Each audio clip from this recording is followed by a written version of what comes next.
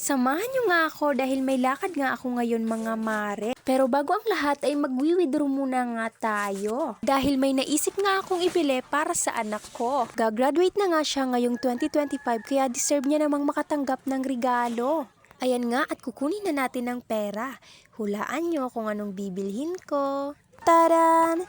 At yan nga ang bibilhin ko dahil matagal na nga siyang nagre-request ng cellphone. Binayaran ko na nga at baka magbago pang isip ko mga mare.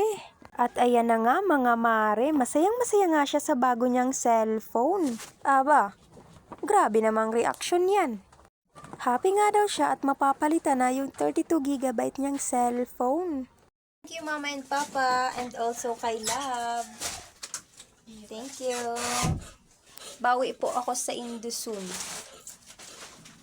Abay, dapat lang. Charot. Pagbutihin ang pag-aaral.